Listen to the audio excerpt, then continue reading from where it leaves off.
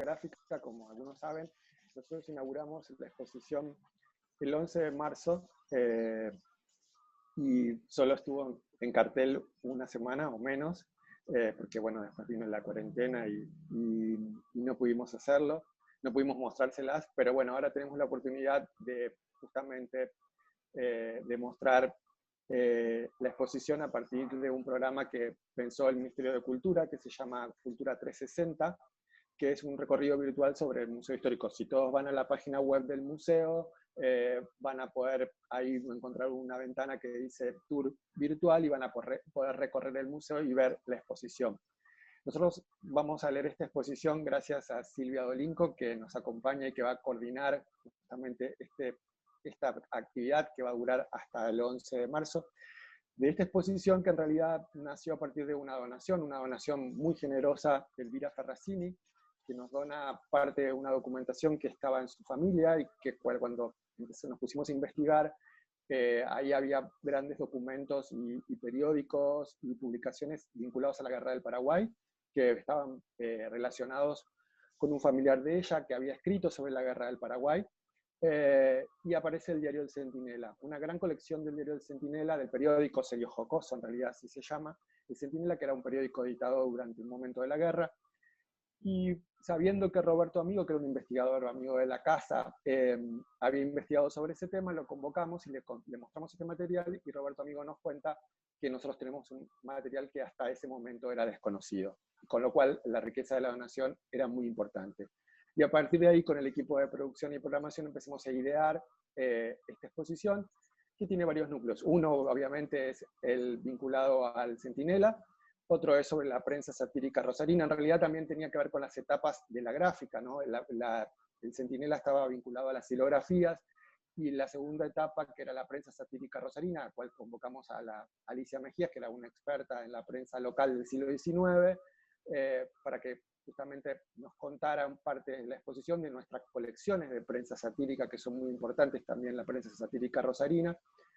Y le agregamos lo que para nosotros es ya un programa dentro del museo, que es hablar en la relación entre pasado y presente, y ahí convocamos a un grupo de artistas, a la cuadrilla feminista, al taller de la capitana y al taller de un triángulo y la calavera, para que trabajaran sobre parte de nuestra idea de lo que era la exposición y de lo que era justamente este vínculo entre prensa, política y gráfica, ¿no?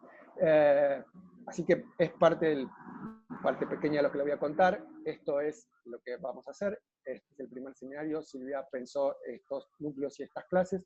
Va a terminar justamente con la presentación del catálogo digital del Centinela. Nosotros creíamos que había que democratizar esta información y que tenía que estar a acceso de todos, porque era material desconocido, entonces vamos a publicar todo el Centinela.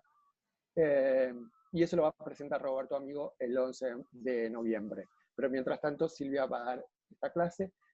Muchos la conocen a Silvia. Silvia es doctora en Historia del Arte de la Universidad de Buenos Aires, es una de las mayores expertas en la historia del grabado del siglo XX. Tiene un libro que es maravilloso y que se lo recomiendo, y como nosotros hacemos siempre en el MARC, lo mostramos. Hay que comprárselo, que es El arte plural, el grabado entre la tradición y la experimentación, 1955-1973, editado por Edasa, que es parte de su tesis doctoral. Y también próximamente está por publicar un libro con la editorial rosarina Iván Rosado sobre otro rosarino muy importante, que fue el coleccionista Emilio Elena, y que lo estamos esperando con muchas ganas, porque va a ser seguramente otro gran libro de Silvia. Así que nada, gracias por estar con nosotros, y los dejo con Silvia. Bueno, gracias Pablo por la presentación y por la invitación a que pensáramos juntos esta propuesta de leer artillería gráfica, considerando, bueno, toda esta coyuntura que recién reponías, y también a la luz, bueno, de esta reciente, digamos, publicación de este recorrido 360, que es maravilloso. Ya estuve ahí recorriendo virtualmente las salas del museo, y es increíble lo que han hecho con este tour virtual, y también particularmente en relación con esta propuesta, la posibilidad de recorrer artillería gráfica, sobre todo, bueno, considerando esto que estuvo abierta al público tan poquitos días, poder visitarla y bueno, para tantos públicos interesados, curiosos, buscadores de esta información o que eventualmente se topen con esta propuesta que es, la verdad, fabulosa y está buenísimo que esté así, disponible y accesible para todo el público. Así que, en principio, también felicitaciones por el recorrido 360. Como comentó Pablo, la propuesta es transitar los próximos miércoles, a partir de hoy, algunas instancias o algunas cuestiones en torno a lecturas sobre artillería gráfica. Voy a ir compartiendo ya la pantalla. Así ya nos metemos de entrada con las imágenes. Opa, me fui al medio. Ahí va. Ahí está. La propuesta entonces es, vamos a tener 3 clases, esta es la primera, la de hoy, la próxima semana con Alicia Mejías y Laura Malosetti Costa, en torno a justamente la litografía y la prensa satírica del siglo XIX, el siguiente miércoles con Guillermo Fantoni, en torno al grabado, distintos episodios de la gráfica rosarina del siglo XX, luego vamos a tener una mesa redonda, justamente con las colectivas convocadas para esta exposición, y va a cerrar así con un punto alto de la presentación del catálogo, la publicación justamente de estos materiales desconocidos y que justamente el museo permite echar luz a estos nuevos materiales. Y un poco en relación con esta cuestión, es que quería hacer la propuesta del recorrido para la clase de hoy, en relación justamente con estas revisiones, rescates y distintas valoraciones de la gráfica en términos de distintas coyunturas históricas, ¿no? Como lo pensamos como un programa así diverso, ¿no? Con clases, mesa redonda, presentación, la propuesta de la clase va a ser así, va a tener esta primera parte expositiva, voy a compartir acá algunos materiales, algunas imágenes, y vamos a dejar, digamos, la parte final del encuentro para abrir a preguntas, comentarios, intervenciones, así que les voy invitando a que si quieren ir tomando nota de preguntas o comentarios para hacer, creo que pueden ir haciéndolo ahora durante la charla al usuario del museo, y después vamos a abrir el chat y abrimos micrófonos y demás.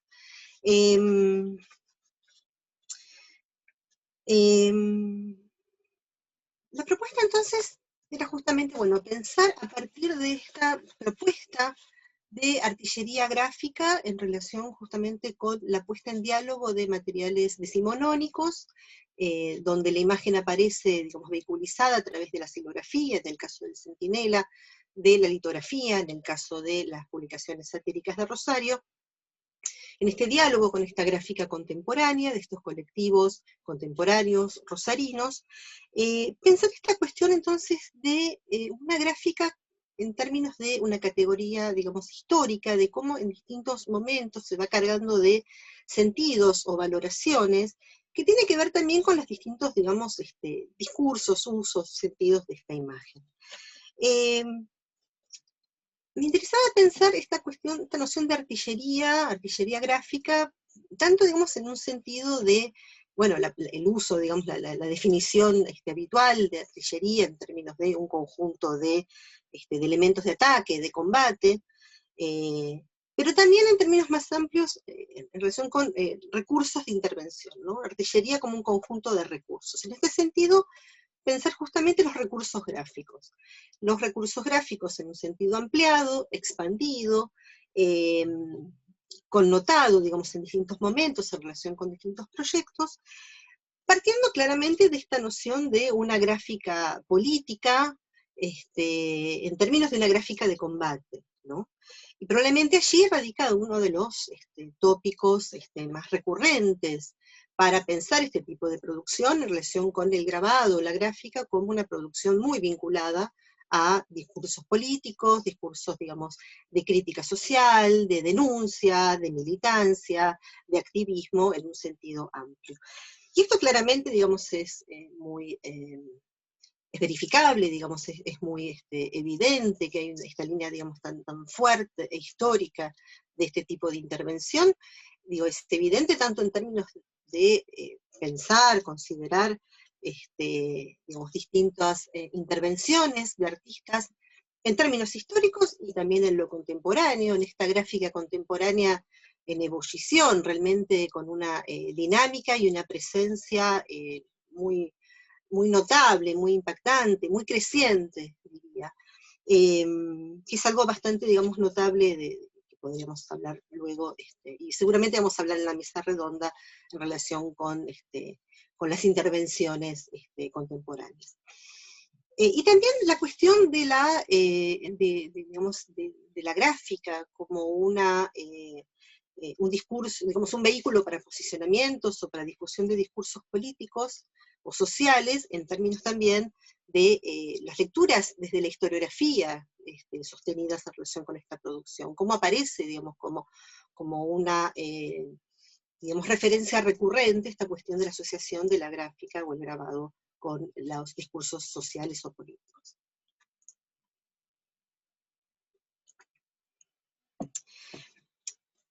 Y eso claramente, digamos, es, como les digo, muy, muy evidente, es muy factible de ser, digamos, demostrado, estudiado, analizado.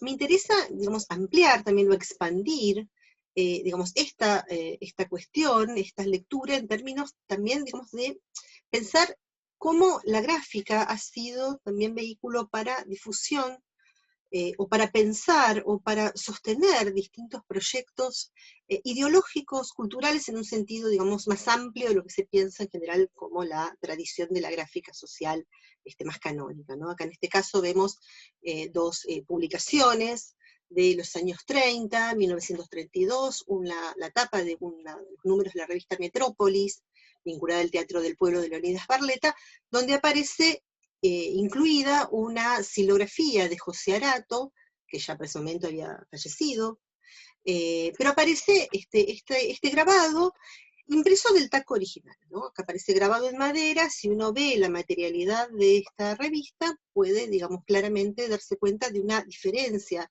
en términos de la, digamos, de la definición, de la nitidez, de la carga, digamos, de esa tinta, de ese taco directo sobre esta portada. Y en este caso a la derecha, la portada también del cuadernillo, acá está, bueno, una edición posterior, esto es una colección particular, cómo circuló, una de las formas múltiples que tuvo de circulación, el álbum de litografías Tu historia compañero, de Guillermo Facio Ebecker, en este caso este cuaderno publicado por la Unión de Plásticos Proletarios, ¿no? Una serie de 12 silografías, se fue el cursor, una serie de 12 silografías que tuvo inmediatamente al momento de su aparición en 1933 una difusión y una repercusión casi inmediata. Entonces pensar, bueno, esta cuestión de esta artillería gráfica, y acá valga una definición o una aclaración que, digamos, me interesa considerar la gráfica como parte de un universo, digamos, de lo impreso, en un sentido amplio, en un sentido expandido, que, como les digo, responde a distintas demandas o sentidos o usos situados en distintas, digamos, coyunturas históricas o culturales, y que involucra o incluye, digamos, dentro de este universo a digamos, grabado más, digamos, entre comillas, artístico o tradicional, como en algún momento gráfica y grabado pudieron estar, digamos, pensados en forma, digamos, separada, o en forma, digamos, divergente o complementaria, en términos justamente de lo que fue todo un proceso de búsqueda de una legitimación o consagración simbólica del grabado como categoría artística. gráfica, frente a este grabado, digamos, artístico, artesanal, realizado por los artistas, digamos, de intervención directa sobre la materia, sobre la impresión, digamos, podemos encontrar esa eclosión de, digamos, distintas formas de impresión, algunas más vinculadas a lo industrial, a lo fotomecánico, y que, digamos, hoy en día me parece importante, en términos, digamos, de la contemporaneidad, pensar como, digamos, distintas producciones en diálogo o dentro de un conjunto de posibilidades o recursos aunados, ¿no? Entonces, bueno, la propuesta es pensar, a través de algunos casos, algunas imágenes, esta relación entre sentidos, usos de la gráfica, en su relación con la materialidad, con los distintos, digamos, recursos, o lo que, digamos, históricamente se denominó como las técnicas de impresión, y todo esto en relación justamente con esa historicidad y su vínculo con una valoración, ¿no? Y en este sentido quería empezar con dos referencias, acá, dos de las, de las obras, de las imágenes que forman parte de Artillería Gráfica, El Centinela, esta publicación paraguaya con cantidad de silografías que, como bien decía Pablo recién, hasta este momento eran desconocidas, hasta el momento de la exposición o de la donación al museo de este material. Y aquí a la derecha, una de esas imágenes, en este caso del látigo, de una de esas publicaciones rosarinas satíricas del siglo XIX, sobre las cuales el próximo miércoles van a hablar Alicia Mejías y Laura Malosetti Costa, sobre el Centinela, como decía Pablo, Roberto Amigo, en el quinto encuentro de este ciclo va a hacer la presentación y el análisis de este caso. Digo, en este caso, en el del látigo, estas imágenes que aparecen multiplicadas, difundidas a través de la litografía. Como les decía, entonces quería empezar con una cita, y siguiendo acá entonces también la tradición de los programas del MARC, muestro el libro, que también tengo a mano, una cita de Claudia del Río, que aparece incluida en Ikebana Política, libro fundamental, pero tendría que ser de lectura obligatoria, también publicado por Iván Rosado, ¿no? Y digamos, donde se retoma un posteo que Claudia hace el 20 de marzo de 2015, 5 años atrás, en su muro de Facebook, que luego incluye aquí en Ikebana Política, y que voy a leer. Y dice: soñé que todos dormíamos en las calles. Estando así pasaba Daniel Melingo y en silencio apoyaba cuidadosamente al lado de cada uno 2 billetes nuevos de 100 pesos. Yo los tomaba y corría diciendo: miren, es un grabado, son grabados. Dicen que es plata, pero no, son grabados. La cita del libro.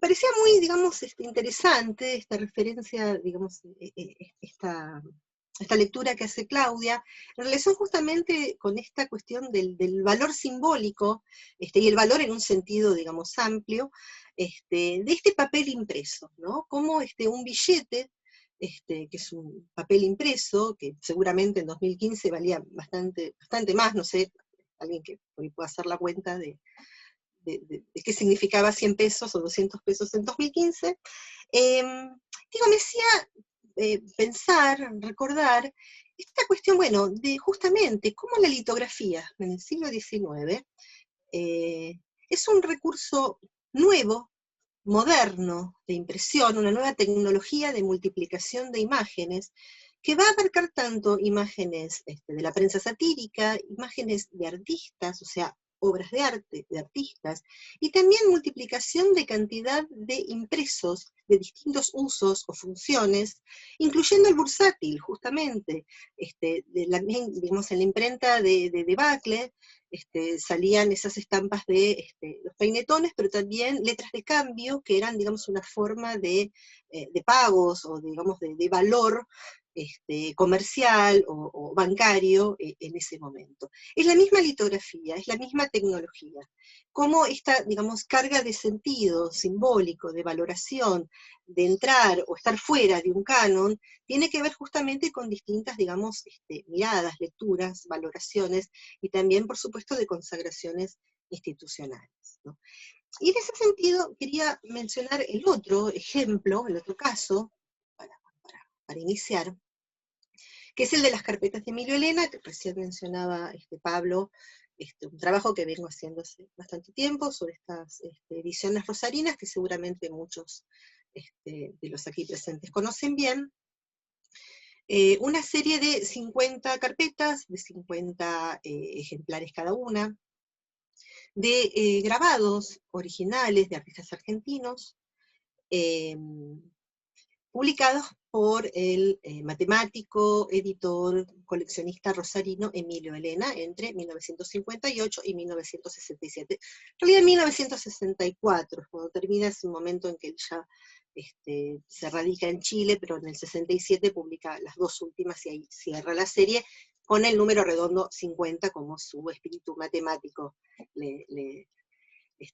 lo convocaba. No me quiero detener, digamos, demasiado en este tema, ya podremos volver a Emilio Elena en otro momento. Lo que sí, digamos, me interesaba mencionar o traer acá a este encuentro es esta cuestión de estas publicaciones, donde Elena reúne obras de 30 artistas argentinos de distintos lados del país, la mayoría de la provincia de Santa Fe, de Rosario y de Santa Fe, pero también de otras ciudades, realmente conformando un corpus de referencia muy significativo, hoy en día podría decir canónico, respecto justamente de esta historia del grabado de mediados del siglo XX, y muy significativa para pensar la historia del arte del siglo XX en Argentina en un sentido más amplio, ¿no? Lo que me interesa comentar es que estas carpetas, digamos, a muy poco de haber empezado este proyecto editorial, Pedro Sinopoli, que en ese momento dirigía el Museo Castañino, no solo organiza una temprana exposición de estas carpetas, sino que también se suscribe a la digamos, aparición, la publicación de los siguientes ejemplares, para, digamos, tener para el Museo Castañino esta colección, digamos, estas publicaciones. Lo que es interesante es que durante muchísimos años, y hasta 2005, cuando en 2005, a partir de un homenaje que la legislatura de Rosario le hace a Emilio Elena, a partir justamente del impulso de ese proyecto que da Emilio Ghiglioni, digo, en ese momento es que las carpetas salen del lugar donde habían estado durante años en el museo, que era la biblioteca. No era la reserva, no era, digamos, y acá me parece, he visto por allí algunas colegas presentes en el Zoom que pueden emplear mucho mejor esta historia, que han trabajado mucho tiempo en el museo. Digo, durante muchos años esas carpetas estuvieron en la biblioteca, junto con libros, revistas, catálogos, folletos, o sea, todo el tipo de material impreso que podemos encontrar habitualmente en una biblioteca, o en la biblioteca de un museo de arte, y allí, digamos, como un impreso más, estaban estas silografías de Rebufo, o aguafuertes de Filipbergo, o grabados en linóleo de Planas Casas, etcétera, etcétera. Digo, es significativo como recién en 2005, siendo que habían sido adquiridas y estuvieron en el museo desde 1960, recién en 2005 entran a formar parte del patrimonio, del inventario, digamos, como objeto de arte de la colección del museo. Esto, digamos, me parecían como ejemplos significativos para pensar justamente esta cuestión de dinámicas y variables, digamos, de historización y de valoración y de consagración de estas producciones, y también para pensar o preguntarnos cuándo, cómo, quién, por qué, ¿no? se valora, se consagra, queda fuera o entra en un canon, y también pasa a ser pensada esta producción impresa como un objeto museificable o patrimonializable, ¿no? Y creo que también estas tensiones entre lo único y lo múltiple, lo artesanal y lo industrial, forma parte también como de cierta hibridez o cierta, digamos, particularidad de estas obras múltiples que a veces, digamos, o hasta hace pocos años, generaban cierta, digamos, la habilidad que no permitía a veces, digamos, tener como muy claro cómo pensar esta valorización. Creo que es lo que justamente desde hace algún tiempo esto está cambiando, debo decir que a mi criterio afortunadamente está cambiando. Entonces, lo que quería plantear es un recorrido, que voy a tratar de hacerlo rápido para no excederme demasiado en el tiempo, en relación justamente con la intervención de algunos proyectos de la gráfica en el espacio público, en lo público, en relación con lo que podríamos hoy pensar en clave de activismo, que en algunos momentos no se planteaba como tal, en relación también con el vínculo entre imagen y palabra, que es un vector que aparece muy fuertemente marcado en justamente el guión de artillería gráfica, esta relación palabra-imagen, tanto en la obra decimonónica, sobre todo en el caso del Centinela, pero también en las colectivas contemporáneas. Y sobre todo justamente pensar esta dimensión, ¿no? La de la gráfica como una acción colectiva. Entonces, voy a mostrar acá algunos casos que después estaría bueno cualquier cosa ampliar o discutir o comentar al final de la presentación. Algunas de estas imágenes o de estos proyectos seguramente sean más conocidos o bien conocidos por ustedes, tal vez otros no tanto, pero bueno, la idea es como recorrer un conjunto diverso de imágenes impresas. En este caso, la revista El Grabado, cuyos 3 números se publicaron en Buenos Aires en 1916, y donde aparece ahí una muy temprana, muy incipiente valoración del grabado como justamente una producción de arte, ¿no? De arte argentino, y pensemos que en 1916 el grabado, en los términos en que este grupo de la Sociedad de Grabadores lo está considerando, en términos de grabado como grabado en metal y grabado en madera, es una práctica, una producción en la Argentina, lo que podemos llamar muy emergente, muy novedosa. Por supuesto que si pensamos el grabado en términos justamente de esa amplitud, que incluye obviamente la litografía, y si pensamos en esa litografía decimonónica, había una larga ya tradición en este sentido de imágenes impresas, pero no en los términos de pensar el grabado justamente como una disciplina artística nueva que ellos están presentando, sobre todo con el foco fuerte en el grabado en metal, que era realmente muy novedoso. Bueno, Laura Malosetti ha estudiado la introducción también, o el impulso, ¿no? del grabado en metal, que Pío Colibadino, desde la Academia de Bellas Artes, le otorga esta producción. Y obviamente con otros antecedentes. Lo que me interesa mostrar es cómo aparece en esta revista, que es básicamente visual, tiene algunas notas, sobre todo de historia del grabado, de referencias históricas, algunas notas de novedad. Son, la verdad, que muy interesantes, o tal vez tanto más interesantes las publicidades que aparecen, digamos, en relación con los textos.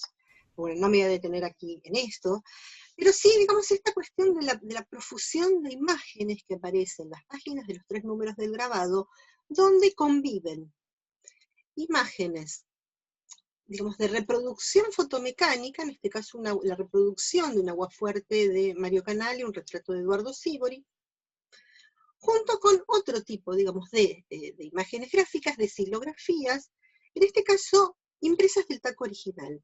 Una, digamos, diferencia que no aparece, digamos, explicitada. Hoy en día, digamos, nadie, digamos, pondría en duda el valor artístico de esta silografía de López Naguil, o de Juan Tapia, o de Garbarini, o de Canale, que aparecen allí en las páginas del grabado.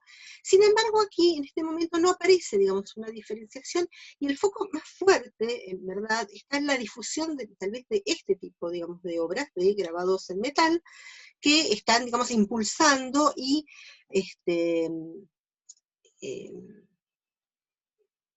promoviendo, ¿no? Como una producción, sobre todo, digamos, en los textos de Canale, que esto aparece, digamos, muy central, el trabajo de Roberto Amigo y María Isabel Baldassarre, de Maestros y Discípulos, dedica un espacio, digamos, muy importante, una cantidad, digamos, de fuentes sobre justamente los discursos de Canale en relación con la difusión, incluso la venta del grabado, de elementos para el grabado. Lo que es interesante es cómo justamente, teniendo ese foco en el grabado en metal, aparece esta profusión de bellísimas silografías en las páginas de la revista El Grabado, impresas de taco original con distintas marcas, digamos, y ahí en este sentido esta cuestión de pensar la materialidad como marca también para pensar lo simbólico, ¿no?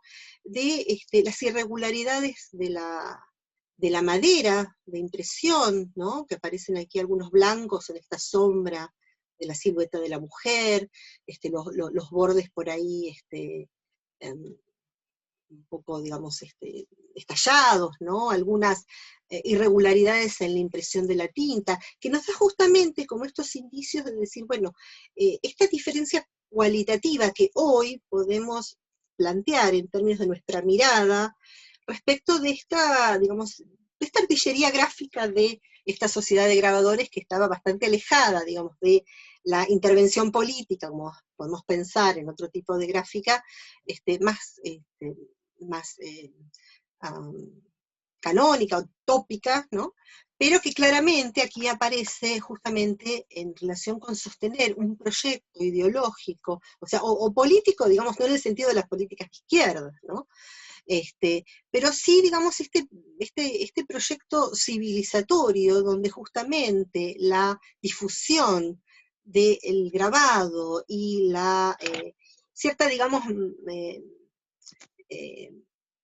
pedagogía, ¿no? de esta novedad artística, en términos de elevar, digamos, el gusto del pueblo, de los consumidores de imágenes, cuestiones que hoy en día claramente podemos pensar también en términos de lecturas de conformación de cultura visual, ¿no?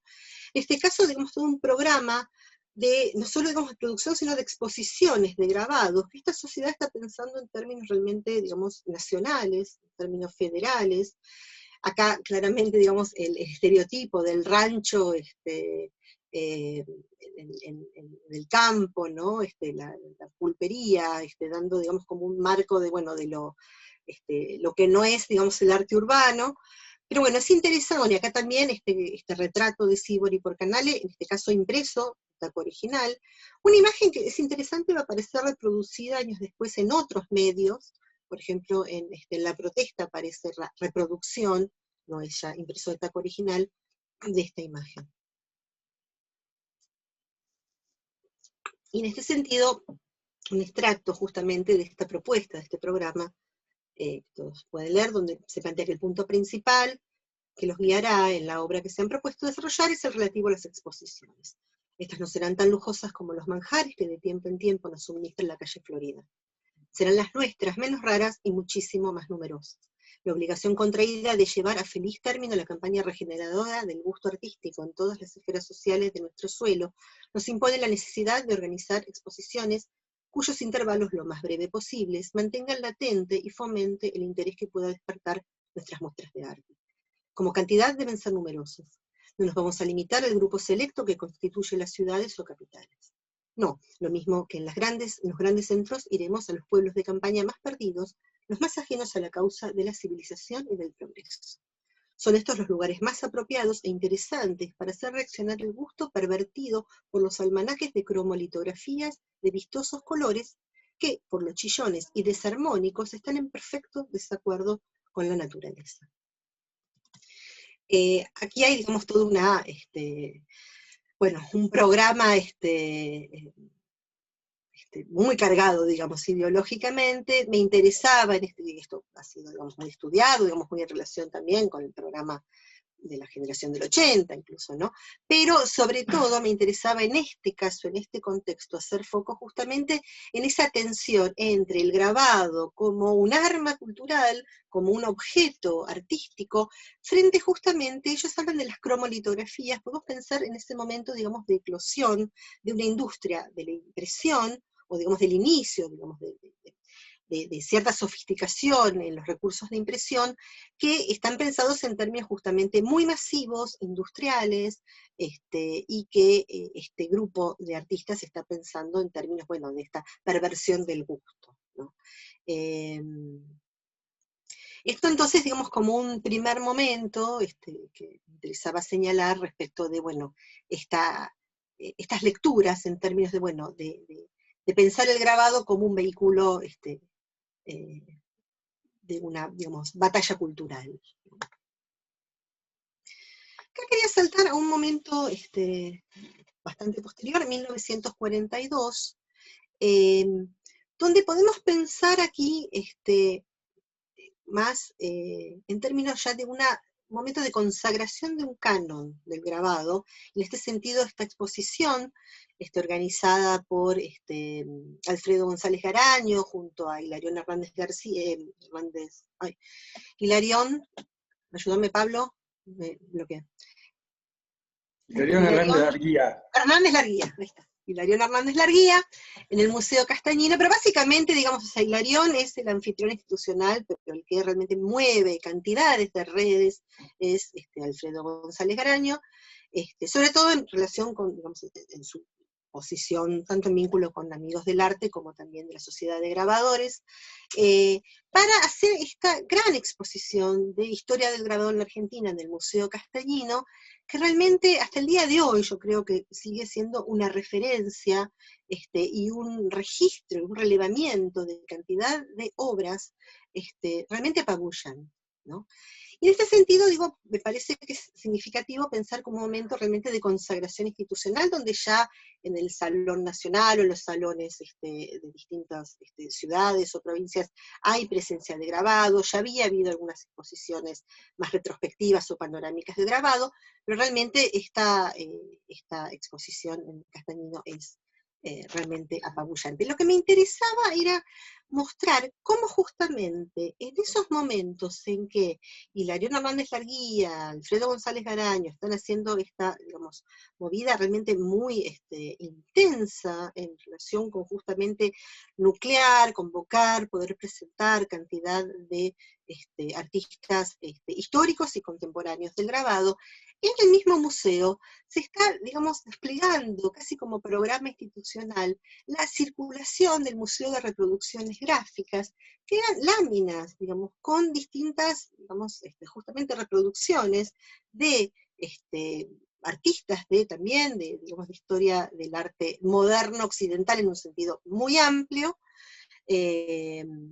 y que, digamos, no solo se exhibe en esos momentos en el Museo Castañino, en paralelo a otras exposiciones, una de ellas justamente de colección de litografías decimonónicas, está en una sala las litografías y en otra las reproducciones, sino que también se ofrecen para, digamos, circular por distintas instituciones y espacios culturales del país. Como justamente esta imagen, digamos, impresa, es también considerar en ese momento un vehículo justamente de formación cultural, de una cultura visual, y realmente, digamos, con un énfasis, no solo en relación con la oferta desde el museo, sino también la demanda de distintas exposiciones, distintas instituciones del país. Digo, me parece como interesante esta convivencia de tipos de impresos con valoraciones también diversas, y o sea, hoy en día, ¿cómo podríamos pensar estas imágenes, digamos, estas reproducciones, en un sentido, digamos, muy, muy distinto, que como son observadas y valoradas en aquel 1941, 42, etc.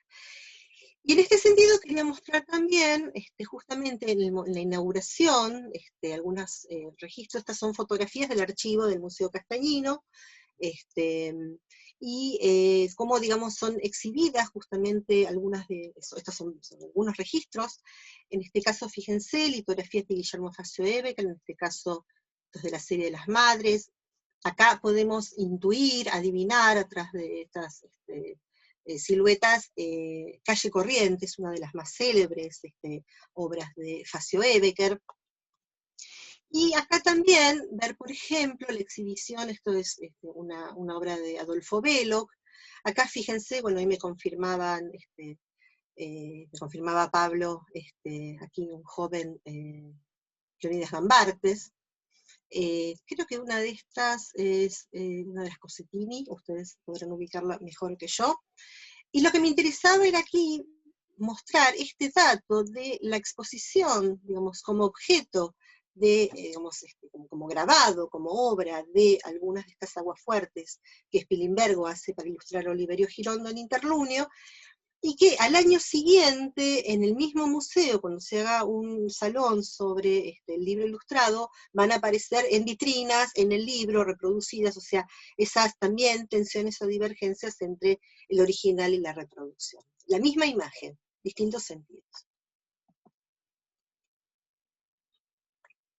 Y en este sentido, un término que aparecía ahí en la propuesta de Emilio Elena, unos años posteriores, esta es una exposición en el Museo Rosa Galisteo de 1944, que Calliedois organiza, en realidad, digamos, acoge una propuesta del galerista porteño alemán Federico Müller, en relación justamente con esta noción del grabado original, y cómo ahí aparece esta explicación, ¿no? Que el grabado no es una especie de reproducción, sino una obra original, ¿no? Esta, de vuelta, como esta especie de pedagogía recurrente en la explicación de que por qué un grabado no es un mero impreso, sino que es una obra valiosa con, digamos, un valor simbólico, ¿no?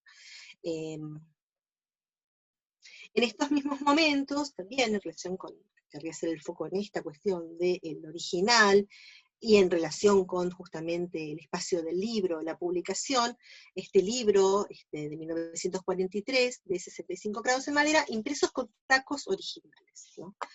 Incluso en la publicación, que las propias, digamos, ediciones plásticas, eran las ediciones que Oscar Pécora, el editor, Pécora y Ulises Barranco, editores de este libro, incluyen, digamos, la autopublicidad en su anuario plástica, ¿no? Este detalle de, justamente, del grabado original, del impreso con taco original, con cantidad de silografías que aparecen en el libro, realmente, digamos, muy, muy, muy impactantes, algunas de ellas a varios tacos, en este caso Eloísa Moraz, Ana María Moncalvo, en este caso Moncalvo ilustrando también un libro de las leyendas guaraníes. No me voy a detener acá en esta charla, pero daría para hablar muchísimo esta relación entre la ilustración literaria y el grabado o la gráfica. Obras de Luis Cioan, en este caso podemos pensar una, digamos, una silografía original en doble sentido, porque, digamos, aparece, digamos, o está hecha probablemente para este libro. Obra de Alfredo Guido. ¿Cómo aparece esta cuestión de la silografía también contemporáneamente, o un par de años después, justamente en estos anuarios plástica, material también de referencia para, digamos, recorrer o informarnos sobre lo que sucedía en la escena del arte de los años 40, y cómo aparece en esta revista, en este anuario, era un libro, una revista, distintas, digamos, imágenes también impresas de taco original, conviviendo en las páginas de esta publicación con reproducciones fotomecánicas. Y también contemporáneamente, a la muestra del Museo Castañino, digamos, en torno a este corte de los años primeros 40, este catálogo desplegado de la muestra de Gustavo Collet en la Galería Müller de Buenos Aires, donde podemos adivinar, digamos, por justamente la definición de la imagen, por la tactilidad, digamos, si tocáramos, digamos, el papel, el impreso, hay, digamos, una marca, una carga de la tinta particular, digo, impresa del taco original, ¿no? Impresa la madera. Esto, digamos, podemos intuirlo a través del contacto o el trabajo con el material, y podemos confirmarlo efectivamente si se visita el Museo Coyet en Funes. Digamos, uno de los primeros objetos que aparecen a la entrada en el recorrido es justamente la publicación, el taco, digamos, con el cual Coyet imprime este catálogo, y una edición posterior que, digamos, me refería su nieta, Silvia Coyet, que él después, digamos, elimina las referencias, digamos, coyunturales para dónde hace esta imagen, para poder después reutilizar esta imagen.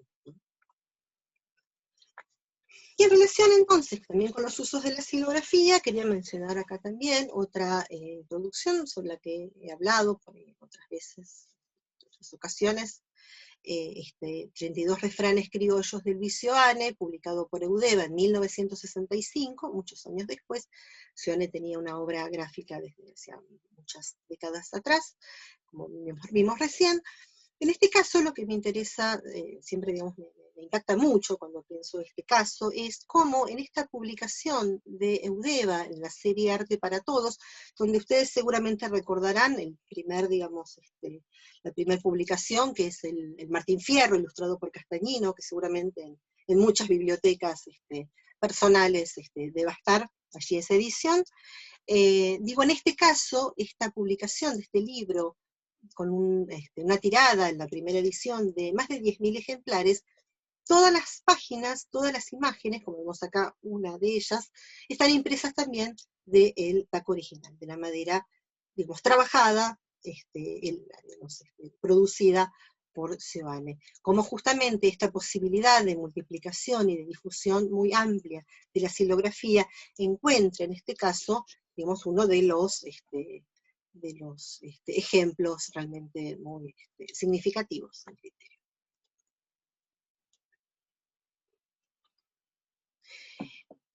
Y quedándome con Seoane, pero cambiando, digamos, de materialidad y de recurso, quería mostrar acá otro tipo de producciones. En este caso son 2 afiches, pero Seoane produjo bastantes más, para distintos eventos o exposiciones, las suyas, también, digamos, de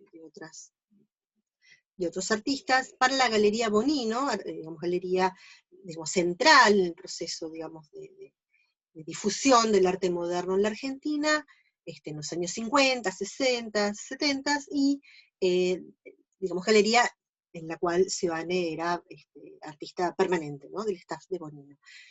Lo que digamos, quería señalar es que estas serigrafías, estos afiches están hechos en lo que hoy llamaríamos serigrafía. En ese momento no se llamaba serigrafía, era, digamos, bastante novedoso, esto fíjense en los años 50. En ese momento, en algunos casos se hablaba de planografías.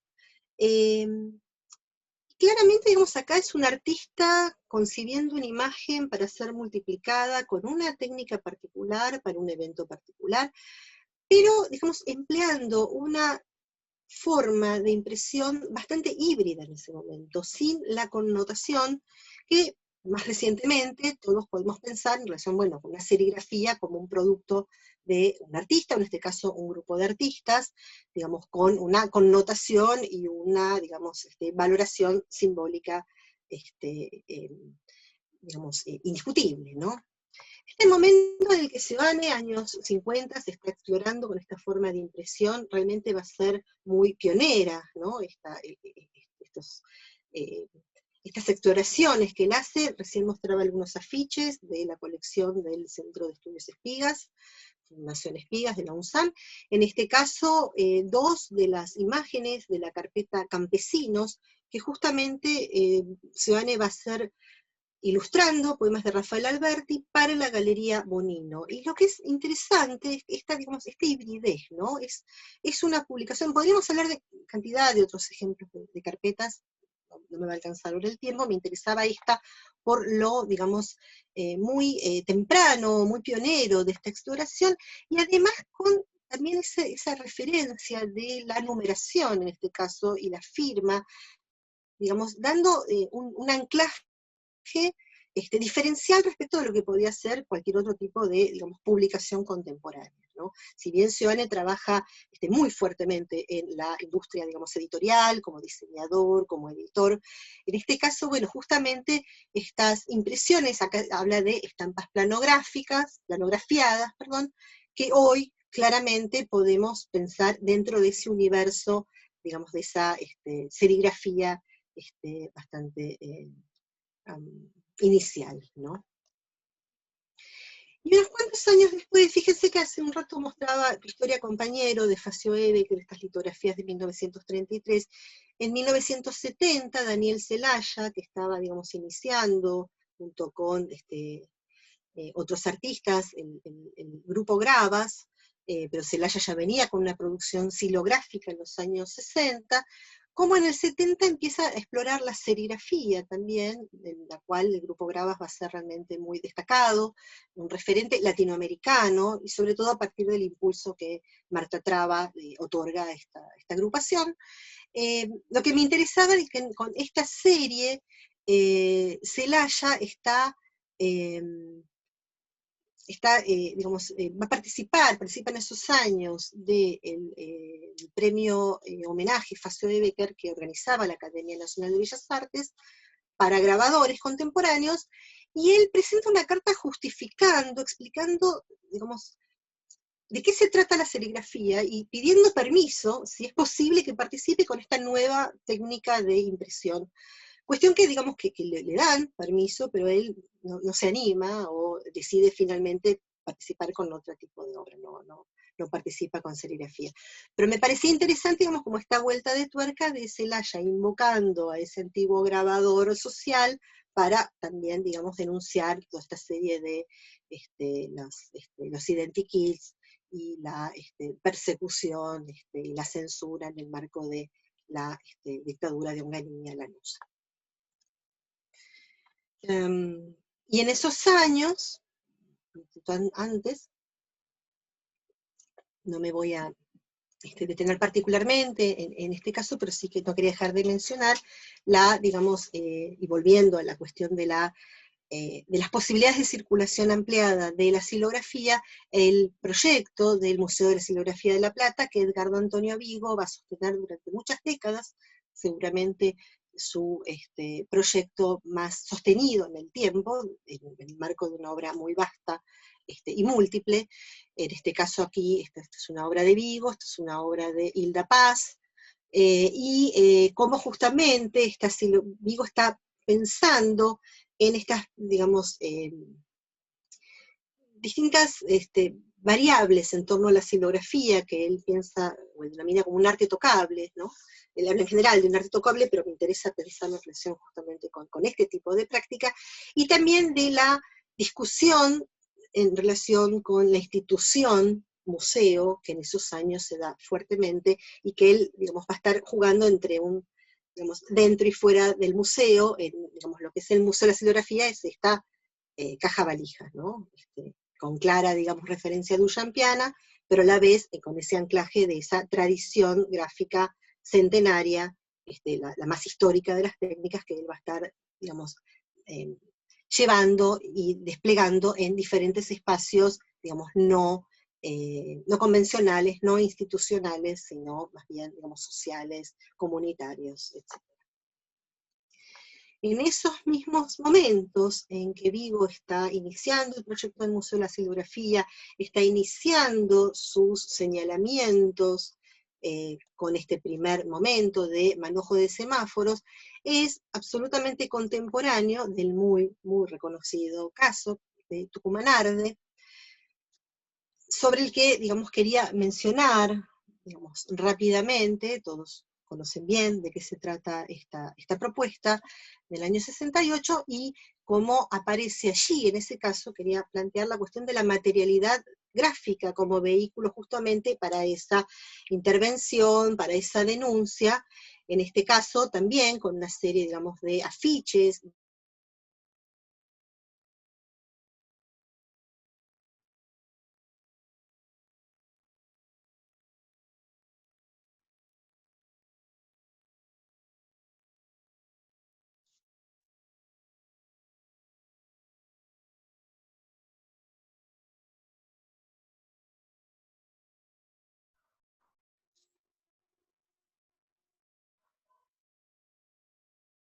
Silvia, ¿escuchás?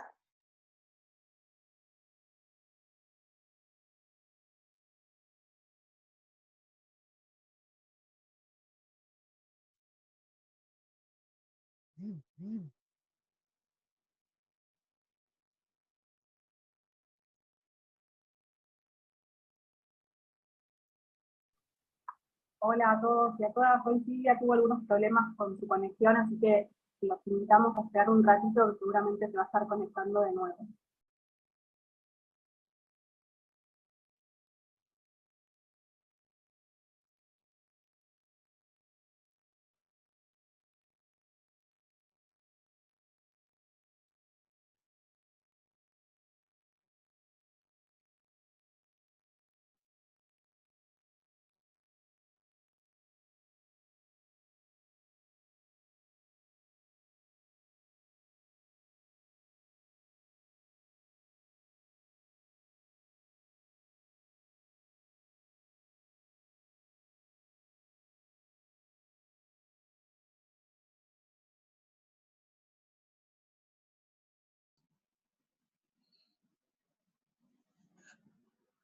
Están las chicas del casta. Ah, pero es que no tengo conectado el micrófono.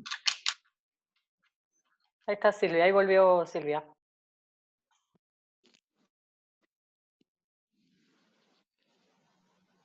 Disculpen. No, Vengo de un largo día de complicaciones con conexión.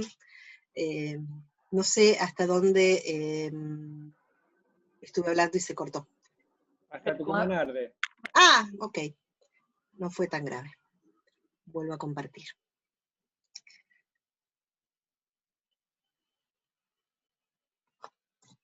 Bueno, no sé si se va a escuchar esto que, bueno, que eran, digamos, estas obleas, eran No, esa parte no.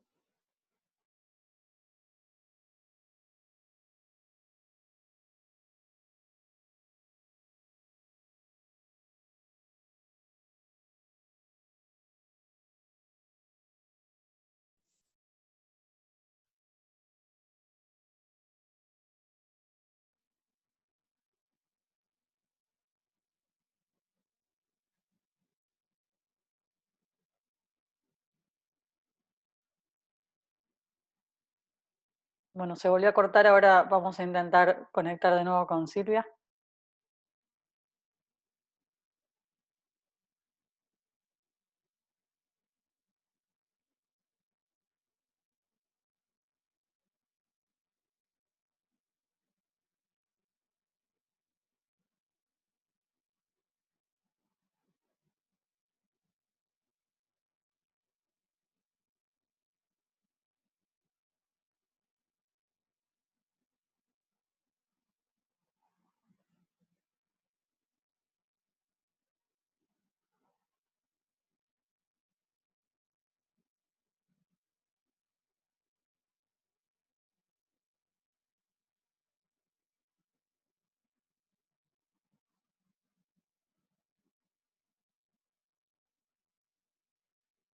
Ojalá vuelva a ver.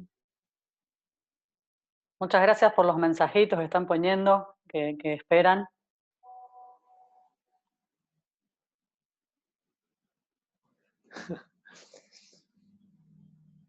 No, iba a decir algo de que me había dado cuenta, no es una maldad, pero es casi, de que me di cuenta que en el catálogo de la exposición del grabado del Museo Castanino, la obra que está en la tapa del catálogo es una obra del Marc, que en realidad es Cacique Pampa y su mujer de Morel.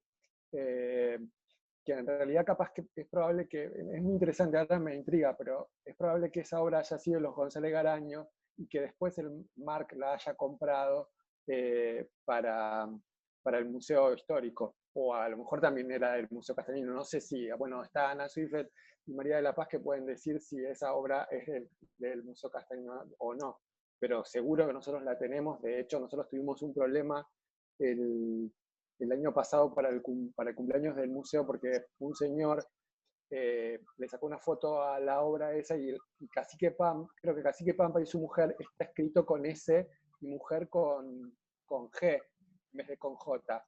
Y y el señor se quejó de que nosotros habíamos puesto mal el cartel, con errores de ortografía, y fue a la capital y nos denunció en la capital en el correo de lectores de que el Museo Marc escribía mal los textos, y en realidad era una regla museográfica que nosotros estamos respetando el título del autor.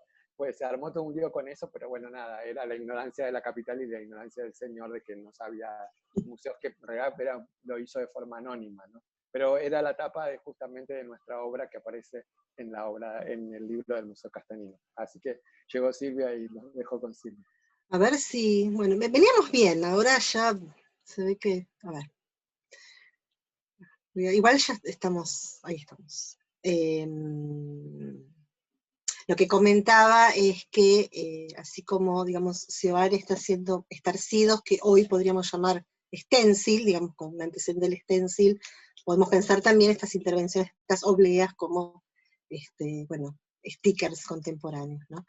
Lo que me interesaba señalar de esta cuestión es cómo estos impresos múltiples, estos afiches en offset que empapelaron las calles y se incluyeron, digamos, en la movida de Tucumán Arde, que fueron, digamos, muchísimos, al día de hoy no tenemos prácticamente estos objetos, ¿no? El archivo de Graciela Carnevale, afortunadamente, acoge y que preserva cantidad de estas producciones gráficas que claramente en ese momento no fueron pensadas como justamente objetos museificables, sino justamente como parte de esa artillería gráfica de intervención en una coyuntura de urgencia, ¿no? Lo mismo en este sentido, me interesa pensar también la gráfica y la fichística de Ricardo Carpani, en este caso este afiche Basta, que es el primero de una muy importante producción de afiches que él va a realizar, sobre todo en relación con en este momento es temprano, en relación con la CGT, pero sobre todo a fines de los 60 ya en relación con la CGT de los argentinos, la Federación Gráfica Bonaerense, y cómo justamente estos afiches también fueron realizados en forma muy masiva, impresos en forma industrial, para intervenir en las calles, en los sindicatos, en los espacios políticos. Hoy en día, de muchos de ellos, carecemos, digamos, de ejemplares, o como en este caso de este emblemático afiche Basta, el archivo Carpani conserva un ejemplar, digamos, es el único ejemplar que disponemos en la actualidad. Un poco esta cuestión paradojal de esta gráfica múltiple, masiva, que termina siendo única y casi, digamos, fetichizada por justamente esa excepcionalidad como objeto, digamos, para atesorar, ¿no? Y quería terminar entonces esta presentación pensando cómo en este momento, digamos en la gráfica más reciente o contemporánea, estas posibilidades de intervención gráfica, desde una justamente artillería de recursos mucho más abierto que esas modalidades canónicas de impresión, permite, digamos, un tipo de digamos, difusión, de intervención, de reflexión en relación con la imagen y sus sentidos, usos, materialidades, como planteaba al principio de la charla, justamente a partir de esta posibilidad de una expansión de una gráfica contemporánea en, digamos, distintos formatos, soportes, materialidades, en este caso, bueno, fotocopias o impresos pegados directamente en las paredes, ya fuera, digamos, del formato afiche, las serigrafías impresas en las paredes, en el caso de Rosario, pero a la vez como el Museo Castanino preserva esa matriz que históricamente, digamos, la matriz no era el objeto artístico, sino que era solamente el vehículo, solamente entre comillas, ¿no?, para concretar, materializar esa imagen.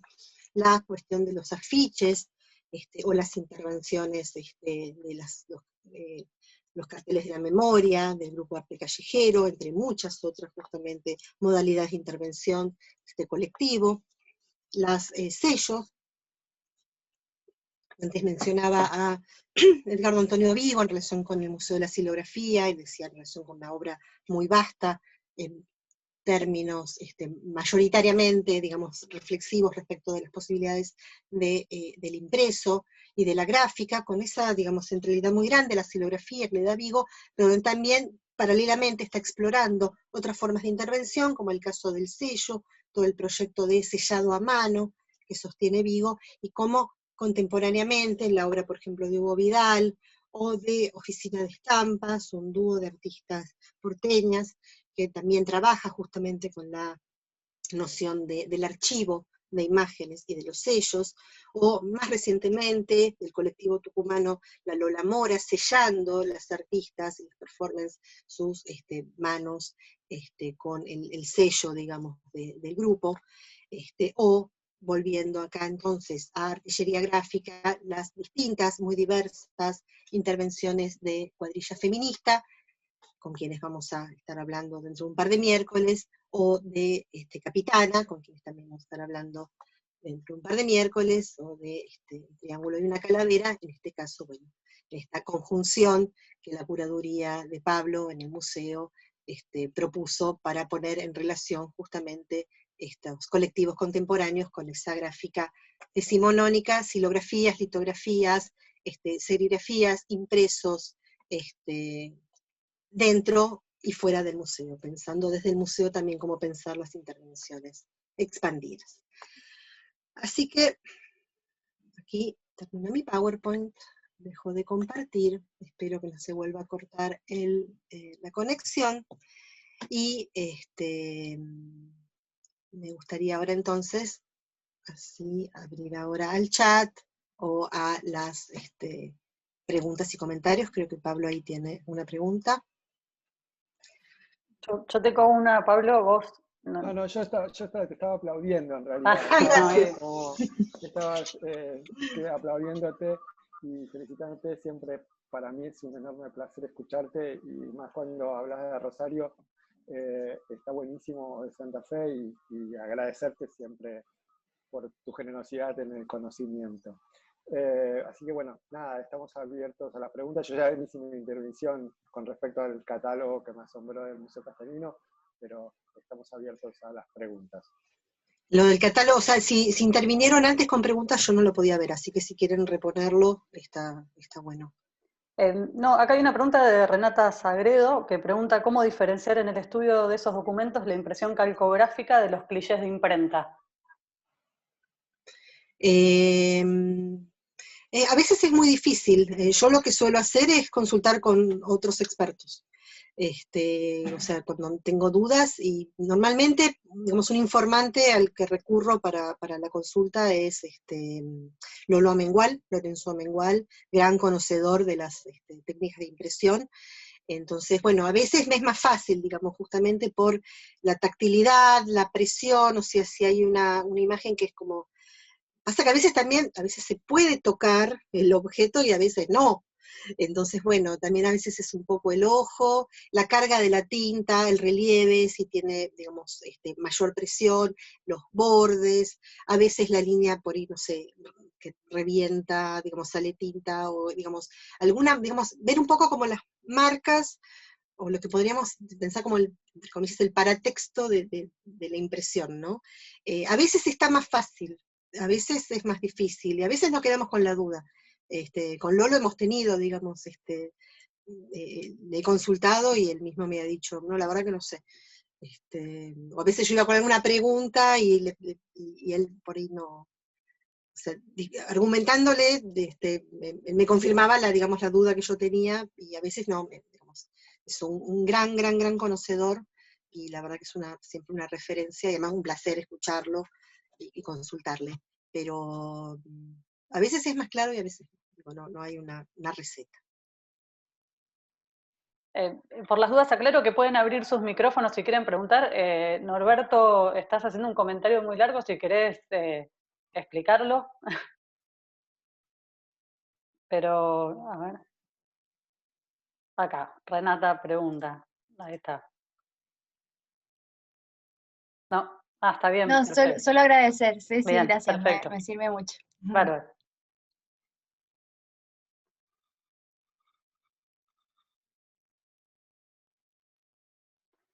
Norberto.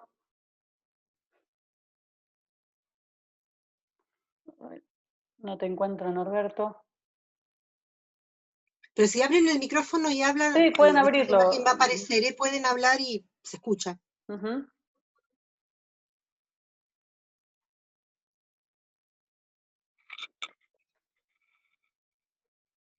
Bueno. Perdón, yo mencioné a Lorenzo Mengual porque obviamente es un informante clave, pero además es casi vecino, digamos, vivimos en Buenos Aires. Me iba aquí, en la sala de Zoom, también muchos expertos, grabadores y artistas rosarinos. Les agradezco su presencia y digo, siempre está bueno también consultar la gente que sabe y que está dispuesta, ¿no? Y cerca está bueno. Norbert, ahí te escuchamos. Sí, Silvia, sí, buenas tardes, muchas gracias, y escuché muy atentamente toda tu exposición, y realmente me surge así una gran incógnita en cómo mantener, cómo generar a partir de los museos, que son los reservorios en estos momentos de todo este patrimonio, generar una conciencia realmente de ese valor patrimonial, de lo que fue toda esa obra gráfica de artillería de todos esos momentos, porque de acuerdo a cómo se sucede la historia, me da la sensación de que en principio no fue considerada, a medida que fue apareciendo esa obra gráfica en circulación como lo entendemos hoy en día, realmente, con ese valor testimonial, histórico, y que forma parte también de toda nuestra historia.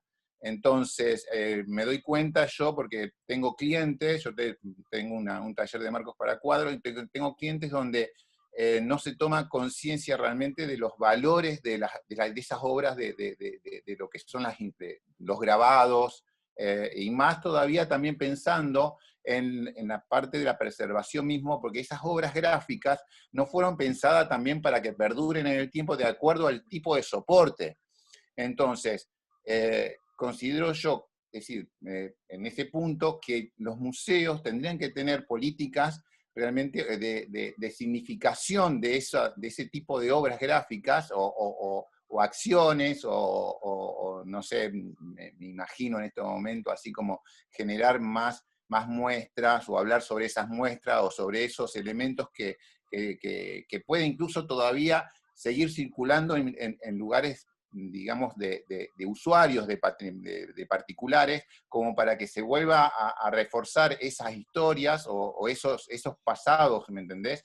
Esa era mi pregunta, es decir, ¿cómo poder tener acciones como para poder preservar todo eso y salir a rescatar todo ese material que yo calculo que sigue dando vueltas, y a medida que la gente, porque lo sé eso, hay gente que tiene ese material y fallece, se mueren, y los hijos no entienden lo que tienen y terminan en los bolquetes.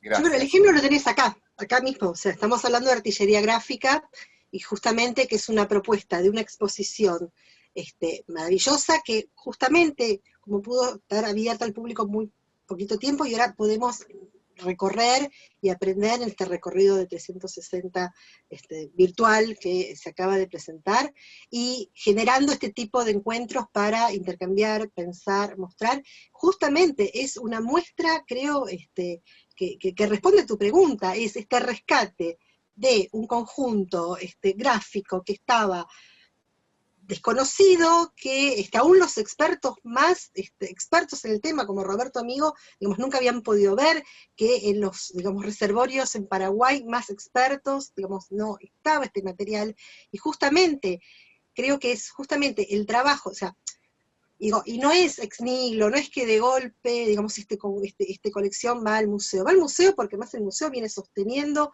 un trabajo, digamos, serio, riguroso, de rescate, de lectura, de investigación y de difusión, que hace que se convierta en un referente para que, digamos, abreven allí estas colecciones y puedan ser rescatadas, estudiadas y visibilizadas. Y además, en esta, digamos, vinculación de este rescate, de esta obra desconocida, con otros tipos de producciones también tal vez en Rosario, un poco más conocidas, Alicia va a hablar de esto la próxima semana, para mí era absolutamente, digamos, desconocido, seguramente Laura Malosetti, Roberto Amigo, los expertos en siglo XIX tal vez conocen esta obra litográfica rosarina, para mí es una revelación, y esta, digamos, también vinculación justamente con lo contemporáneo, que hace que también se resignifique y haya este ida y vuelta. Entonces, ¿cómo se hace? Creo que es, digamos, con movidas de este tipo, que además, insisto, no es que surgen de la nada, creo que vienen de justamente un trabajo historiográfico reciente de revisar y sobre todo, digamos, pensar estas producciones, que no es que fueran desconocidas, pero tal vez, digamos, las preguntas o las formas de pensarlas o encararlas no eran tal vez, no sé, tan problematizadoras como lo estamos pensando ahora, y que eso, digamos, le digamos, brinda o le agrega, digamos, una carga de interés particular. Pero me parece que es digamos, es seguir trabajando, y creo también en relación, digamos, comparativamente con situaciones de muchos, digamos, años atrás, hay una diferencia, digamos, muy evidente, ¿no? Creo que hoy en día ya no es tan necesario explicar qué es un grabado.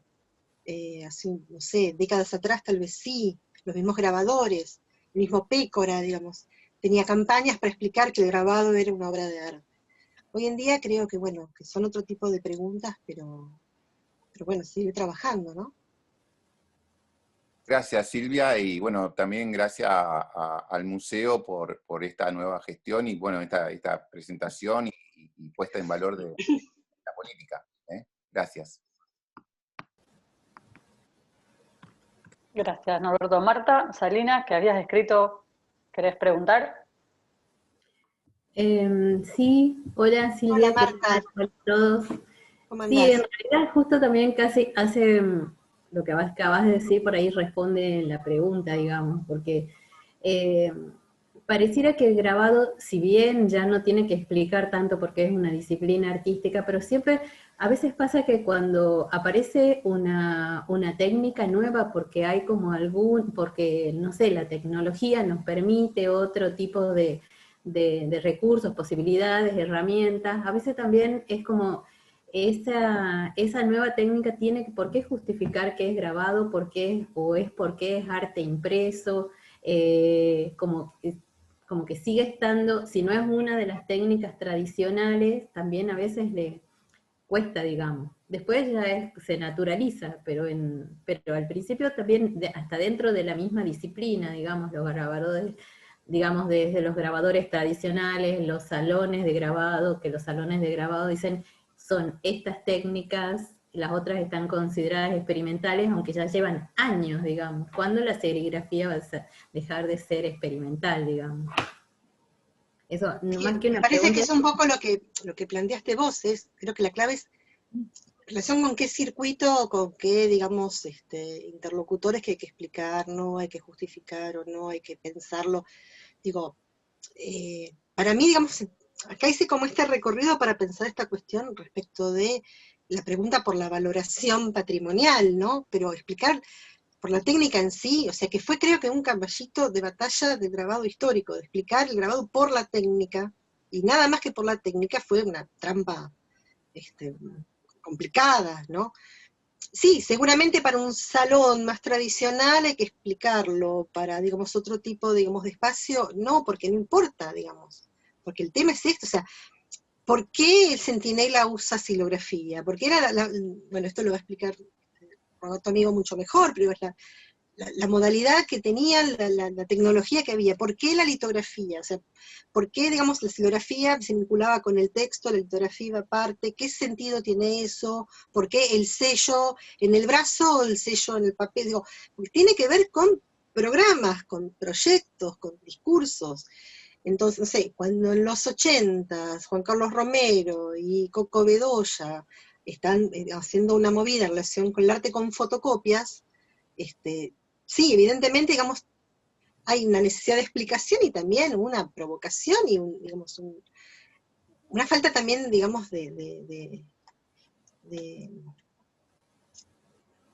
o sea, sin sentir un deber ser respecto de cierta forma de explicación. Es, digamos, una posibilidad, y digamos, que quedó como bastante aislada. Yo digo, hoy en día, digamos, sí, la fotocopia está pensada como una forma, digamos, de reproducción. Bueno, la litografía del siglo XIX también están imprimiendo paisajes y retratos y marcas de ganado. Entonces, bueno, me parece que es eso importante, el pensar el argumento en relación con la propuesta, la idea, y no tener que explicar tanto. Eso también está bueno. Sí, sí, gracias. Laura Marosetti, ¿tenías una pregunta también? Sí, hola, bueno, un placer escuchar, un placer, y yo tengo una pregunta concreta, ¿no? Que tiene que ver con el coleccionismo, o sea, porque o sea, me gustaría saber si has pensado esto de el deseo de poseer obras de arte por parte de adolescentes, por parte de gente de muy bajos recursos. Pensaba en la experiencia del Club del Grabado en el Uruguay, o sea, esta cosa de pegar un grabado en el dormitorio del pibe de 13 años, la compra, el sostén de proyectos.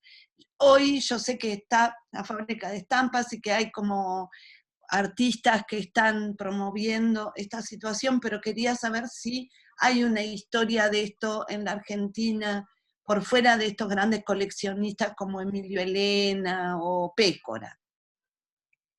¿De historia del coleccionismo del grabado? No, creo que no. Pablo me puede ayudar mucho mejor con esta respuesta. Sí hay, digamos, abordajes episódicos, ¿no? Respecto de algunos casos, algunas colecciones. Mismo incluso, no sé, los Garaño, creo que falta mucho estudiar por ahí, ¿no? Que son, digamos, de los históricos y muy importantes. Bueno, el Rosario, Pablo seguramente me puedes ayudar, pero sobre Martínez Carbonell, no sé si hay mucho, sobre Minetti hay un poco más, pero bueno, acá estoy, digamos, hablando en terreno que por ahí no recuerdo tanto.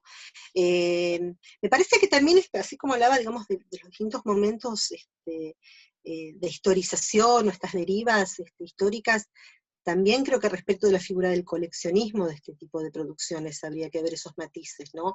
Digo, no es, o sea, porque tiene que ver con estos proyectos también, no es lo mismo, no sé, los Garaño o Pécora, que Elena, que ya digamos es otro perfil de coleccionista, los propios coleccionistas que coleccionan las ediciones de Pécora, de Elena, tienen un perfil distinto que el de él, son coleccionistas más establecidos, ¿no?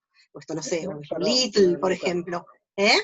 Perdón que me meta, pero me parece que siempre ese coleccionismo vinculado a la gráfica, al grabado o al papel mismo, digamos, más allá, está ligado a un proyecto que muchas veces es político, casi siempre, ¿no? Pero digo, pensar en los mismos González Garaño, que su ideología era bastante conservadora, quiero decir, pero hay un rescate nacional de esto. Ellos salen a buscar todos los viajeros, por ejemplo, que no estaban en Argentina, toda la gráfica de los viajeros decimonónicos, que no está. Y trabajan en torno a eso durante mucho tiempo. Y después, por ejemplo, el mismo museo, toda la gran cantidad de obra que nosotros tenemos en el mar proviene de los González Garaño. O sea, que toda la fase de circulación, consumo y recepción tiene que ver con ellos. O sea, y ellos lo sabían a eso porque después ponen en venta toda su colección. Me parece que siempre está ligado a estas cuestiones que tienen que ver con un proyecto político, coleccionar grabado en un punto, ¿no? De acuerdo a cuál sea el proyecto político, lo pienso también en los de Elena, o también lo pienso en la gran expansión que hubo en los 60. En los 60 tenía una vinculación de clase muy fuerte el coleccionismo de grabados, ¿no? Creo yo. Después está el libro de Stefano. Claro, yo me refería a ese mini coleccionismo, al micro coleccionismo. Claro. Perdón, ahí va Laura, como que digo, estos grandes coleccionistas más, digamos, establecidos, son como muy diferentes de justamente el socio del Club del Grabado, o el del Club del Grabado de Montevideo, o el Club de la Estampa en Buenos Aires, o en Argentina, o incluso, digamos, digo que ahí claramente tiene que ver con este boom de consumo cultural de clases medias en los 60s, digamos, ampliado, y digamos, también muy distinto de la gráfica contemporánea, que me parece justamente desde esta expansión, estas distintas posibilidades, y también por ahí una mayor, digamos, desacralización o desprejuicio respecto justamente de, de estos objetos, ¿no? El auge de los fanzines, o el tema de los stickers, digo, que para mí es parte justamente, o los afiches, ¿no? Y ahí, digamos, después habrá que ver qué pasa con de estas personas que van reuniendo estos objetos, no sé si, o sea, habría que estudiarlo, ¿no? Que, no sé si hay, no creo que haya un estudio en curso sobre el tema de, por ahí, no sé, los jóvenes actuales que, digamos, poseen o adquieren o se interesan por estas producciones que tal vez no se ven como coleccionistas en relación con esa figura más ortodoxa o canónica. Parece que es interesante, pero también esto, ¿no? Como ver los distintos proyectos en relación con estas coyunturas y con, digamos, los distintos públicos.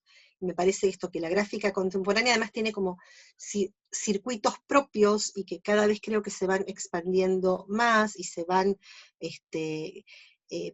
fortaleciendo, se van haciendo mucho más plurales, y me parece que es algo, digamos, muy, muy interesante de la escena actual. La veo por acá a Leticia Barbeito, por ejemplo, que es parte del colectivo Presión de La Plata, que es realmente, digamos, una movida, hola Leticia, como muy, muy interesante, además cómo creció, por ejemplo, esa propuesta.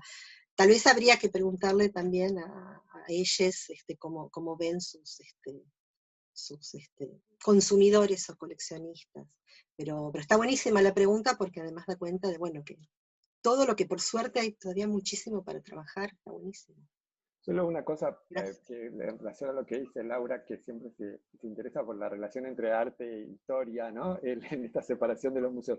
A mí me llama mucho la atención de haber visto colecciones de historiadores, que muchos, como Julio Mar, como Mikelevich, que era un historiador de acá que tenía un gran archivo, o como Augusto Fernández Díaz, que era otro gran coleccionista, que todos coleccionaban, tenían una porción de material litográfico, y que recortaban boletas, cartas, póster, todo. En el caso de Rosarino era vinculado más a la cuestión económica, pero eran grabados, eran litografías, que para ellos les servían como un documento de la historia, pero también era una pieza artística. O sea, el grabador de Santiago Caccia, por ejemplo, de los cuales todos tenían obra acá en Rosario, que es un grabador italiano, republicano, masón, que había llegado a Rosario, que había hecho numismática y grabados, todos tenían eso y lo guardaban como, no como una pieza de arte, sino como un documento para la historia, pero eran litografías de boletas, de planos, de pagaré, de todas estas cuestiones, ¿no? Y grandes secciones vinculadas a eso, los tres, sobre todo los tres que conozco, ¿no? Pero que llama la atención porque siempre hay un corpus vinculado a la litografía como un objeto para investigar. Pablo, y dijiste, hay una palabra clave que yo no la mencioné porque fui por otro lado, que es la noción de documento, ¿no? Que es fundamental para también, ¿no? Como complejizar o ampliar estas cuestiones. Claro. Quería decir algo, si puedo. ¿Puedo decir algo también? A ver. Coordina. Sí, vamos María Amalia, Norbert, un segundito, vamos después de María Amalia. ¿Hablo yo? ¿Sí? Hola. Hola. ¿Me escuchan? Sí, se te escucha perfecto, María Amalia, dale. Mira, quería hacer una acotación de que en el año 68, del 68 al 70, el grabado también, o la forma de impresión, estuvo muy presente, por lo menos en la experiencia que yo tuve en ese momento, en las escuelas secundarias, donde estaban las revistas que eran impresas por las propias alumnas, una revista institucional. Y yo creo que ese es un material muy lindo, no creo que haya sido la única la experiencia que yo viví. pero detrás de esa revista, donde las alumnas participaban con los textos y con las imágenes, eran impresas por las mismas alumnas. Había una comisión, ¿verdad? Y fue una experiencia muy linda y muy motivadora para toda la escuela, o por lo menos para ese periodo, ¿no? Yo no sé si eso está de alguna manera abordado de esas revistas escolares, pero escolares secundarias, ¿no es cierto? De mucha buena producción, o por lo menos había una movilización bastante importante alrededor de eso. Cierro el micrófono. Gracias por el comentario. No conozco esta producción que mencionás, sin duda, digamos, las revistas en un sentido amplio y también específico como el que mencionás, siempre son como una vía fabulosa, ¿no? Para pensar la circulación, la producción gráfica. Trabajo sobre revistas estudiantiles, yo no recuerdo, yo he trabajado en la revista Tía Delia, que publica, digamos, Le Parc, Steckelman, Moyano, Sobrino, hacia los fin de los años 50. Es una revista, digamos, muy interesante, pero ahí podríamos pensarla en términos del fanzine, ¿no?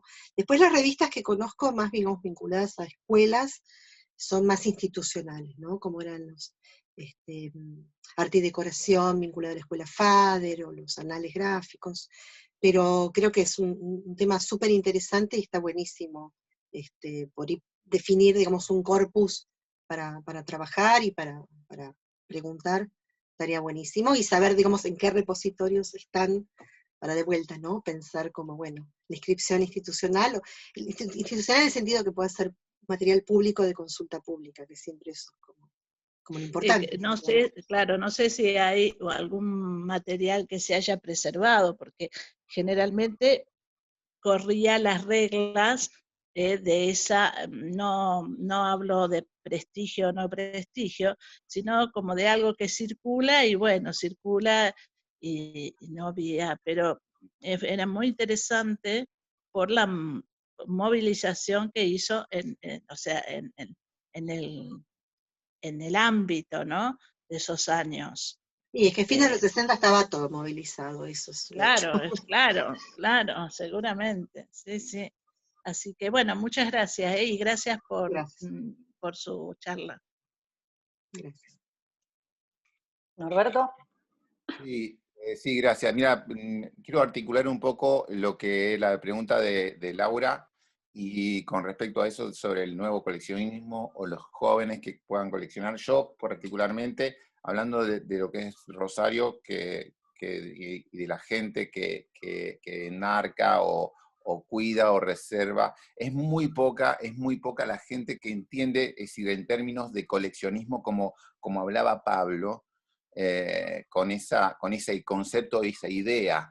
Es decir, más los jóvenes hoy, me parece que si no están dentro de lo que es un círculo muy pequeño, que están relacionados al arte y entienden en cierta manera lo que es adquirir obra y guardar obra, o con un concepto de apropiarse de eso como una colección, como parte de una historia, como algo patrimonial, como que tiene valor, toda esa industria de imágenes que dentro del grabado, revista, fanzine, terminan esfumándose en los tachos de basura, la gente, los jóvenes se mudan, no tienen espacios en sus casas, no hay esa idea, están todo el tiempo tratando de expresar algo, y así como los stickers lo pegan, la revista Apología, que yo en un momento compraba, que circulaba acá, que había gente, muchos artistas participando en ella, y hacían tiradas, y eran revistas de arte, y había información sobre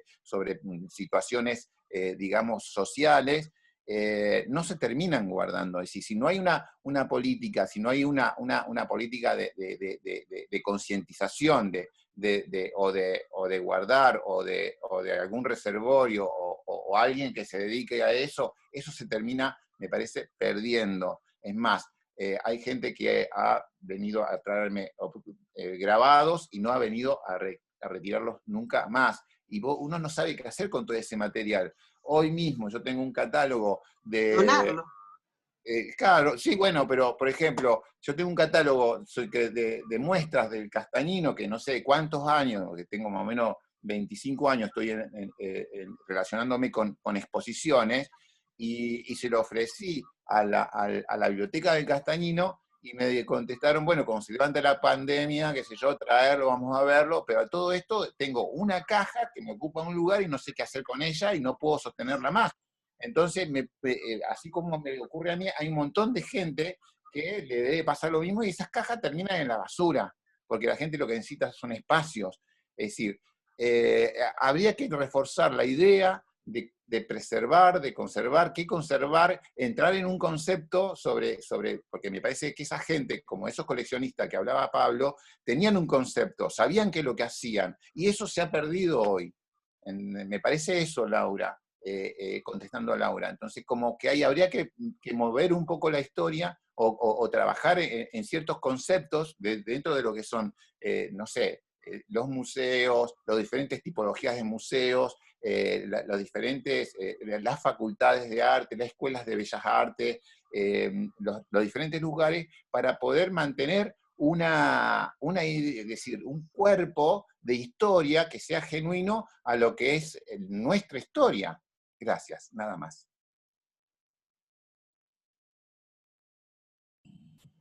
¿Puedo comentar algo? Yo soy docente de la Escuela Provincial de Artes Visuales de Rosario, y esto que comentaba Silvia de que las carpetas de Emilio Elena estaban en la biblioteca del Museo Castañino, hace unos años nos pasó de descubrir una carpeta original de grabados de un artista que fue docente de nuestra escuela, cuando se reorganizó la biblioteca y se mudaron muchas cosas de sus estantes, que hacía años que estaban ahí. Encontramos una carpeta de Félix Pascual, que es un pintor cuyas pinturas han ganado premios, es originario de España, y encontramos una carpeta de grabados originales de Pascual. De paso el dato por si alguien tiene algún grabado de Félix Pascual. Fue docente de grabado en nuestra escuela, y nosotros encontramos en la carpeta 8 grabados originales de la serie que el total dice que son 10. El único que nos pudo pasar algún dato fue Norberto Moretti, que lo conoció personalmente a este artista, y pudimos rescatar esas obras, se enmarcaron y participaron en una muestra también en el Museo Castañino, en el 2017 creo que fue. Pero así como pudimos encontrar esta carpeta, pienso cuántas cosas habrá ocultas, ¿no? En tantos archivos, en tantos rincones, y en tantas bibliotecas. Y muchas veces, como comentaba recién Norberto, las instituciones no las quieren recibir o no las reciben, y es muy difícil a veces seguir teniendo esos archivos, guardarlos y conservarlos en buen estado, porque por ejemplo nuestra escuela tiene una colección de arte original de artistas rosarinos, pero ya nuestra escuela no tiene más espacio para guardar. Estamos en el edificio de la Vigil, y los espacios para guardar y conservar son muy pequeños, muy complejos. Entonces a veces también juega esto, ¿no? De las ganas de guardar o de investigar y de poner en valor algunos objetos y no encontrar la manera de canalizar todo eso. Gracias, Silvia, muy interesante todo lo que propusiste. Gracias. Sí, son cosas que pasan. Puse el ejemplo del Castañino porque, bueno, me impacta particularmente, pero digo, no es que sea excepcional, de hecho casi diría que es bastante extendido, ¿no? Y eso, bueno, de ir encontrando materiales y sorprenderse, o a veces hacer un poco de arqueología, o de rastreo, en reservorios, en archivos, nada, siempre son buenos desafíos, está buenísimo. Es cierto el tema, bueno, también de los espacios y demás. Respecto de la cuestión de la conservación, creo que también, así como comentaba antes, bueno, como en los últimos tiempos se ha, digamos, revitalizado, puesto en valor, digamos, cantidad de obras o producciones o lecturas historiográficas. Creo que sucede exactamente lo mismo con la cuestión de la conservación, como disciplina profesionalizada, ¿no? Realmente muy, muy grande el cambio en los últimos lustros. Así que bueno, supongo que seguir trabajando y pensando, ¿no? Silvia, tengo acá una preguntita de Florencia Conforti. Dice que se puede trasladar sacando del contexto la gráfica, por ejemplo, de Romero en la calle, a una pared en un museo sin resignificarlo de algún modo. ¿No sería más correcto preservar la imagen de los mismos en su lugar, en el lugar que se intervino? Romero trabajó tanto en la calle como en la institución dentro, digamos, ahí no hay un forzamiento. Así, no veo ahí, digamos, como el conflicto. Tal vez como en otro tipo de obras, bueno, sí, a veces, no sé, digamos, cómo pensamos el graffiti o el sticker en el marco del museo, la institución, ahí por ahí sí otro tipo de desafío. También está bueno, digamos, poder revisar o ampliar estas perspectivas, ¿no? Pero en el caso concretamente de Romero, él tenía, digamos, un trabajo y un desarrollo en relación con la intervención gráfica bastante plural, bastante amplio. También involucraba, de hecho pensemos que, no sé, Violencia, que es una de sus instalaciones, exposiciones más reconocidas, más significativas, es en el CAIC, dentro del CAIC, no siquiera en el espacio público.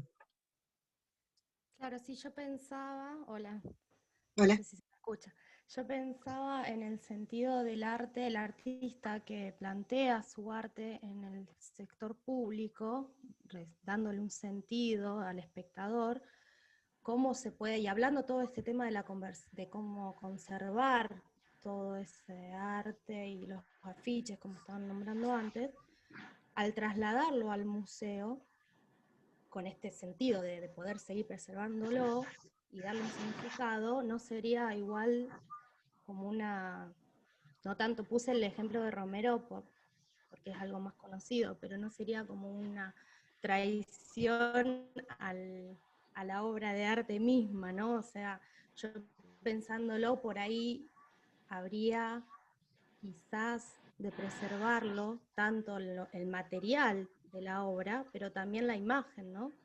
El momento, que es por ahí lo que nos falta registrar, como las fotos que vos mostrabas de Tucumán Arde, que no quedan las imágenes o los papeles impresos, no se puede recuperar, pero sí las imágenes, que es como lo que daría más peso, ¿no? A la obra en sí.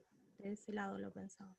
Sí, son distintos tipos de intervención, también está bueno, sí, pensar cómo preservarlo y supongo que también esto depende de cada caso, no me arriesgaría para nada a pensar en una regla extendida o taxativa. Acá hay muchas artistas contemporáneas que intervienen en el espacio público presentes, tal vez pueden dar otra respuesta. Igual me parece que estamos como en un tiempo ya, mi voz por lo menos se va así como aplacando un poco. Perdón, me dieron autorización para hacer un comentario. Recién mencionaban la cuestión de Félix Pascual, por ejemplo. Félix Pascual era un inmigrante vasco. Y está muy poco estudiado, no se lo conoce prácticamente en el País Vasco, y hay muy pocas referencias en Argentina. Entonces también respecto a todo esto que comentaban, de la visualización y demás, una parte muy importante es la investigación, y bueno, que también nosotros los investigadores podamos acceder a eso. Así que bueno, me encantó saber que apareció una carpeta de Félix Pascual por ahí, y bueno, voy a contactarlos, porque yo precisamente estoy estudiando a los inmigrantes vascos en Argentina. Así que bueno, es un poco y un poco, ¿no? De todo, de lo que ponemos todos un poquito de cada lado. Eso nada más. Si no me equivoco, tenemos una obra hermosa de Félix Pascual, un pastel, que creo que es un retrato de Emilio Ortiz Groniet, que está en el museo. Así que cuando abramos, contactate que la vas a poder ver. Muchas gracias. Hola, Alfonsina, ¿qué tal? ¿Qué tal, Silvia?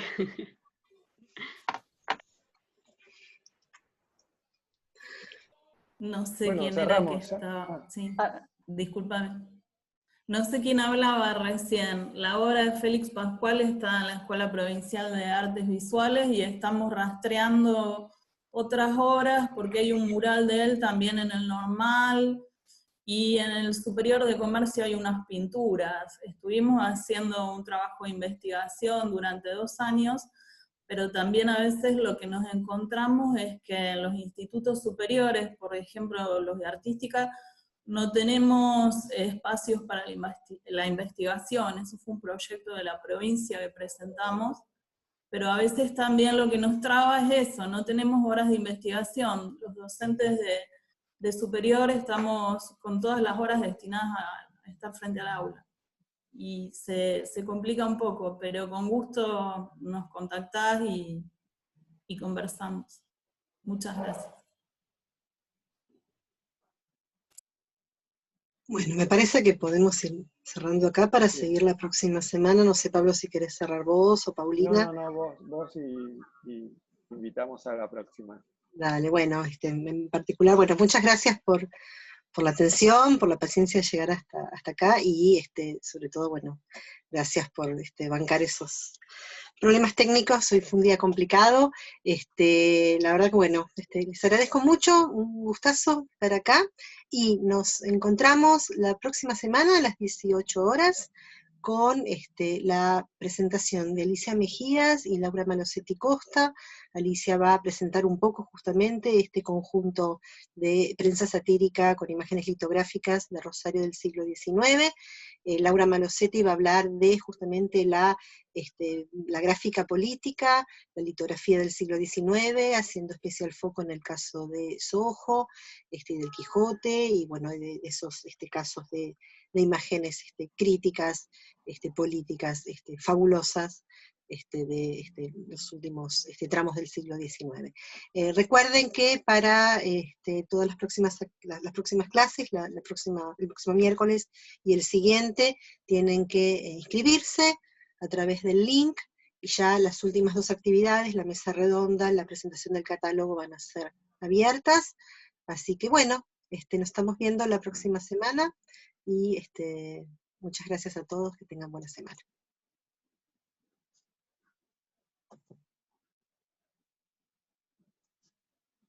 Gracias, Silvia. Gracias, Pablo. Nos vemos pronto. Gracias a todo el equipazo del MARC.